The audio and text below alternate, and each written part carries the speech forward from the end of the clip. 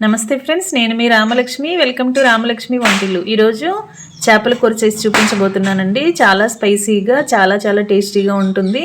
Village స్టైల్లో చేసి చూపించబోతున్నాను. ఎప్పుడు ఒకేలాంటి ప్రాసెస్తో కాకుండా నేను చూపించిన మసాలాలను ఒకసారి గ్రైండ్ చేసి కర్రీ వండి చూడండి. మీకు కూడా ఈ రెసిపీ బాగా నచ్చుతుంది. చూస్తుంటేనే నోరూరేలా అప్పటికప్పుడు చేసుకుని తినేయాలి అనిపించేలా రుచికరమైన వంటలను చేసి చూపిస్తానండి. ఛానల్ని సబ్స్క్రైబ్ చేసుకుని పక్కనే ఉన్న గంట సింబల్ని టచ్ చేయండి. వెలిగించుకొని కర్రీకి సరిపడా పాత్ర పెట్టుకోండి. అలాగే 4 గరిటెలు ఆయిల్ పోసుకోండి. నాన్ వెజ్ కర్రీస్కి ఆయిల్ అనేది ఎక్కువగా పడుతుంది కదా, అందుకే 4 గరిటెలు చెప్పాను. ఇలా 4 గరిటెలు ఆయిల్ పోసుకున్న తర్వాత ఆయిల్ బాగా కాగించుకోండి. కేజీ చేపతో నేను కర్రీ అనేది ప్రిపేర్ చేసి చూపించబోతున్నానండి. ఇలా ఆయిల్ కాగిన తర్వాత 2 ఆనియన్స్ని సన్న ముక్కలుగా కట్ చేసుకుని బౌల్లోకి వేసుకోండి. అలాగే 2 పచ్చిమిర్చి కూడా చిన్న ముక్కలుగా కట్ చేసుకుని తీసుకోండి. అవి 2 కూడా ఆయిల్లో వేసేసుకుని బాగా ఫ్రై చేసుకుందాం. ఆనియన్స్ అనేవి త్వరగా ఫ్రై అవ్వడానికి కొంచెంగా సాల్ట్ వేసుకుందాం.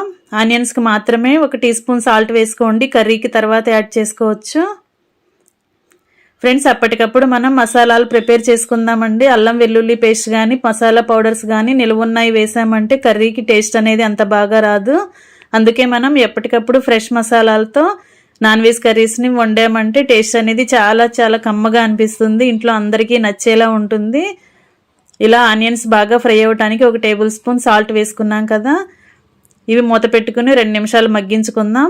ఇది కేజీ ఫిష్ అండి. ఇది ఇలా బాగా శుభ్రం చేసుకున్న తర్వాత ఉప్పు నీళ్ళతో శుభ్రం చేసుకున్న తర్వాత నేను మీకు చూపిస్తున్నాను. ఇప్పుడు మసాలా ప్రిపేర్ చేసుకుందాం. మిక్సీ జార్ తీసుకోండి. 2 టేబుల్ స్పూన్లు అల్లం ముక్కలు తీసుకోండి. సన్నగా తరిగిన అల్లం తీసుకోండి. అలాగే 2 టేబుల్ స్పూన్లు వెల్లుల్లి రెబ్బలు తీసుకోండి. 1 టేబుల్ స్పూన్ దాల్చిన చెక్క ముక్కలు తీసుకోండి. 8 లవంగాలు తీసుకోండి. ఇప్పుడు 1 టేబుల్ స్పూన్ ధనియాలు తీసుకోండి. అలా మిక్సీ జార్లో వేసుకున్నాం కదా. 1 ఇలాచీ తీసుకోండి, అది కూడా మిక్సీ జార్లో వేసేసుకుందాం. ఇప్పుడు 1 టేబుల్ స్పూన్ జీలకర్ర తీసుకోండి, అది కూడా మిక్సీ జార్లో వేసుకున్నాం కదా. ఇప్పుడు 1 టేబుల్ స్పూన్ మిరియాలు తీసుకుని అవి కూడా జార్లో వేసేసుకుందాం. ఇప్పుడు ఈ మసాలా దినుసులు అన్నీ కూడా మెత్తగా గ్రైండ్ చేసుకుందాం. గ్రైండ్ అవుతున్నప్పుడు కొంచెంగా వాటర్ పోసుకుంటే చాలా స్మూత్గా మెత్తగా నలుగుతుంది కదా మసాలా అంతా కూడా. అలా గ్రైండ్ అయిన తర్వాత మనం ఆనియన్స్ ఫ్రై అవుతున్నప్పుడు ఇలా ఆయిల్లోనే మసాలాని వేసేసామంటే చక్కగా పచ్చివాసన అంతా పోయి ఫ్రై అవుతుందండి. మసాలా పేస్ట్ అంతా కూడా వాటర్ అన్నీ కూడా మసాలా అంతా కూడా ఫ్రై అయ్యి మంచి వాసన వస్తుంది. కమ్మగా అనిపిస్తుందండి మసాలా ఫ్రై అవుతున్నప్పుడు. ఇలా మొత్తం కూడా గరిటెతో బాగా ఆయిల్లో కలిపేసుకుందాం. మొత్తం కూడా వాటర్ అన్నీ కూడా మసాలా పేస్ట్లోంచి వాటర్ అన్నీ కూడా ఎగిరిపోయి ఆయిల్ అనేది రిలీజ్ అయ్యే వరకు ఫ్రై చేసుకోవాలి. కొంచెంగా కడుక్కుని పెట్టుకున్న కరివేపాకు రెబ్బలు కూడా అలా వేసుకోండి. అవి కూడా బాగా ఫ్రై అవుతున్నాయి కదా. ఇప్పుడు కారం చూపిస్తున్నానండి. నేను 3 టేబుల్ స్పూన్లు వేసాను. కారం మాత్రం మీ కారానికి మీ ఘాటుకు తగ్గట్టుగా అడ్జస్ట్ చేసుకుని వేసుకోండి. ఇలా వేసుకున్నాం కదా. చిటికెడు పసుపు కూడా వేసుకుని ఇవి 2 కూడా ఆయిల్లో బాగా కలిపేసుకుందాం. ఆనియన్స్తో పాటు ఇది కూడా బాగా ఫ్రై అయిందంటే కర్రీకి టేస్ట్ అనేది చాలా బాగా వస్తుందండి. బాగా ఫ్రై అయిన తర్వాత ఆయిల్ రిలీజ్ అవుతుంది కదా. రిలీజ్ అయిన తర్వాత మనం శుభ్రం చేసుకుని పెట్టుకున్న చేప ముక్కల్ని అలా వేసేసుకుందాం. ఇలా కళాయిలో వేసేసుకున్న తర్వాత 1 గ్లాస్ వాటర్ పోసుకుందాం. ఇప్పుడు ఈ వాటర్లోకి కర్రీలోకి టేస్ట్కి సరిపడా సాల్ట్ వేసుకుందాం. గల్లుప్పు వేసుకున్నట్లయితే కర్రీకి టేస్ట్ అనేది చాలా బాగా వస్తుందండి. సాల్ట్ యూజ్ చేసే కన్నా గల్లుప్పు వేసుకోండి. ఇప్పుడు ఈ ముక్కలన్నీ కూడా వాటర్లోకి ములిగే వరకు చక్కగా సర్దుకుందాం. గరిటతో ఎక్కువగా కలుపుకోకూడదండి, చేప అనేది విరిగిపోతుంది, ముక్క అనేది విరిగిపోతుంది.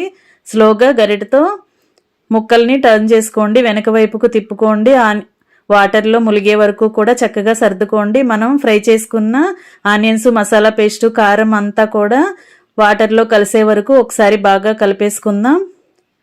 మనం గరిటెని యూజ్ చేసే కన్నా ఒక క్లాత్తో కళాయిని రౌండ్గా తిప్పినట్లయితే వాటర్లోకి మొత్తం కూడా కలిసిపోతుంది. అలా మొత్తం ఒకసారి రౌండ్గా కలిపిన తర్వాత మూత పెట్టుకుని ఉడికించుకుందాం.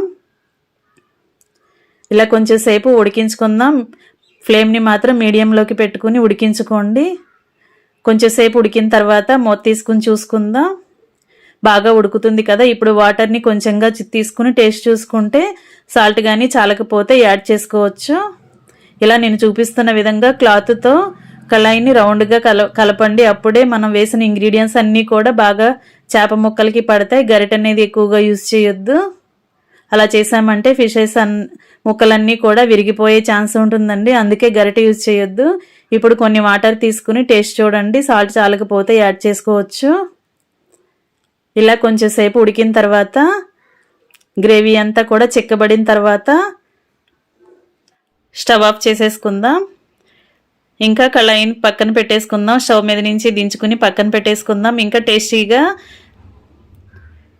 ఫిష్ కర్రీ రెడీ అయిపోయిందండి. ఎంతో టేస్టీగా సింపుల్గా ప్రాసెస్ అంతా కూడా చాలా ఈజీగా చూపించాను కదా.